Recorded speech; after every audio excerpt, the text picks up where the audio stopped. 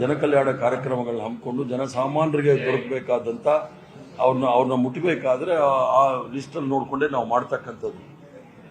ಈಗ ಎಲ್ಲಾದರೂ ಮೈ ಮರೆತು ನಮ್ಮವರು ನಮಗೆ ಗ್ಯಾರಂಟಿ ಬರ್ತಾ ಇದೆ, ನಮ್ಮ ಹೆಸರು ಇದೆ ಅಂತೇಳಿ ಮೈ ಮರೆತು ಮನೇಲಿ ಕೂತ್ರೆ ಇವರು ಮತದಾರ ಪಟ್ಟಿಯಿಂದ ಹೆಸರು ತೆಗಿತಾರೆ.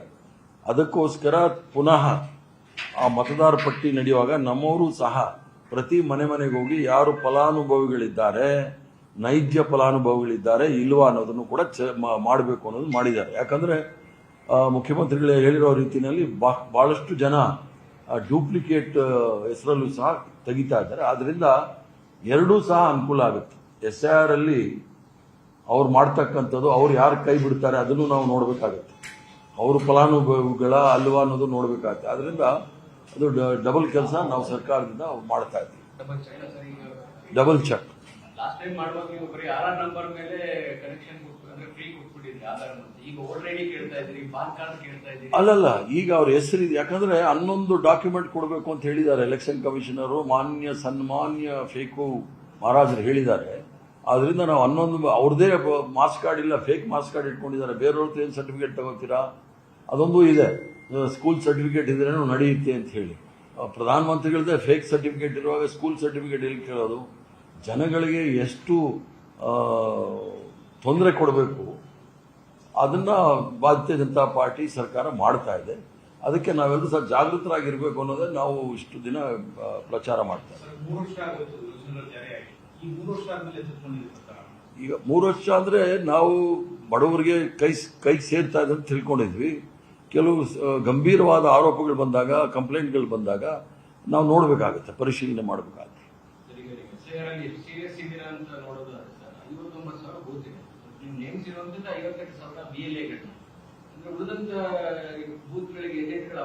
ಈಗ ಏಜೆಂಟ್ಗಳಿಗೆ ಅವಕಾಶ ಇದೆ.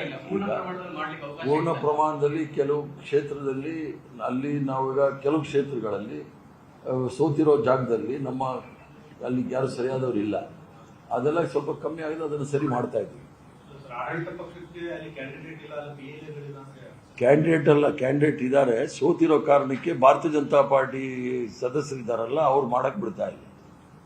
ಸರ್, ಈ ರಾಮ ಮಂದಿರ ಲೂಟಿ ಪ್ರಕರಣದಲ್ಲಿ ಕರ್ನಾಟಕ ಕನೆಕ್ಷನ್ ಇದೆ ಅಂತ ಈಗ ಇಷ್ಟು ದಿವಸ ನಾವು ಇಡೀ ದೇಶದಲ್ಲಿರೋ ಯಾವುದೇ ದೇವಸ್ಥಾನ ಎಲ್ಲ ಹೋದ್ರೂ ಕೂಡ ಚಪ್ಪಲಿ ಕಳ್ಳರಿದ್ದಾರೆ, ಎಚ್ಚರಿಕೆಯಿಂದ ಇರಿ ಅಂತ ಇದ್ರು. ಇನ್ಮೇಲೆ ಯಾವುದೇ ದೇವಸ್ಥಾನಕ್ಕೆ ಹೋದ್ರೆ ಹುಂಡಿ ಕಳ್ಳರಿದ್ದಾರೆ, ಎಚ್ಚರಿಕೆ ಅಂತ ಬೋರ್ಡ್ ಹಾಕ್ಸ್ತಾರೆ ಬಿಜೆಪಿ ಅವ್ರು ಬಂದ ಮೇಲೆ. ನಾವು ಹೇಳ್ತಾ ಇರೋದೇನು ಅಂದ್ರೆ, ರಾಮನ ಹೆಸರಲ್ಲಿ ಇವರು ಲೂಟಿ ಹೊಡಿತಾ ಇದ್ದಾರಲ್ಲ, ಇದುವರೆಗೂ ಯಾರನ್ನಾದ್ರೂ ಕ್ರಮ ತೆಗೆದುಕೊಂಡಿದ್ದಾರೆ? ಇಷ್ಟು ನಿಧಾನವಾಗಿ ಹೋಗೋದು ಯಾಕೆ? ಗತಿ ಸ್ಪೀಡಲ್ಲಿ ಹೋಗ್ತಾ ಇದ್ದಾರೆ, ವೇಗದಲ್ಲಿ ಹೋಗ್ತಾ ಇದ್ದಾರೆ. ತಕ್ಷಣ ಕ್ರಮ ತೆಗೆದುಕೊಳ್ಬೇಕು. ಇದರಲ್ಲಿ ಯಾರ್ಯಾರಿದೆ, ಎಲ್ಲಿ ಹೋಗುತ್ತೆ 200 ಕೋಟಿ ಅಂತೇಳಿ. ಅದು ಕರ್ನಾಟಕದವರೆಗೂ ಸಹ ಬಂದಿದೆ.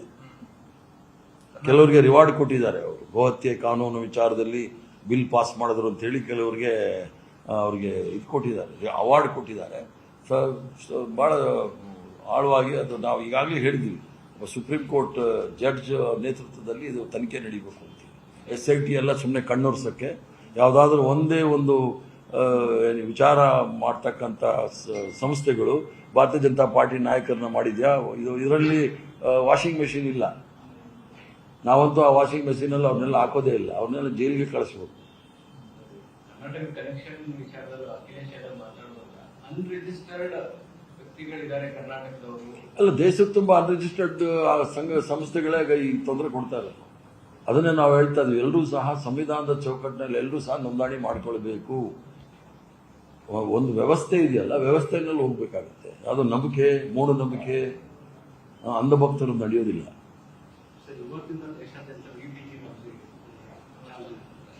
ನೀವು ಕೂಡ ವಿರೋಧ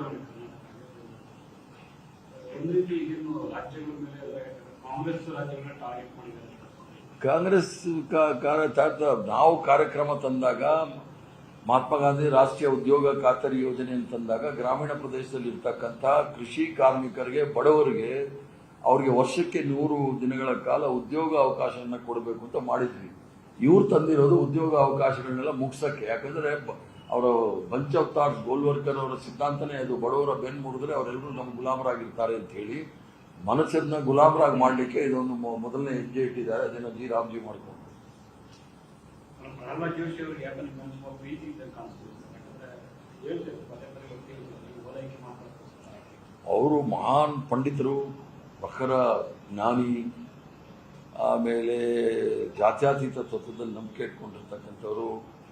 ಅವರ ಸಂಬಂಧಿಕರು ಬಿಜೆಪಿ ಟಿಕೆಟ್ ಕೊಡ್ತೀವಿ ಅಂತ 2 ಕೋಟಿ ರೂಪಾಯಿ ತಗೊಂಡಿರೋರು. ಇವರಿಂದ ನಾವು ನಂಬ್ಕೊಂಡ್ರೆ ಅವ್ರಿಗೆ ಭಾಳ ಪ್ರೀತಿ.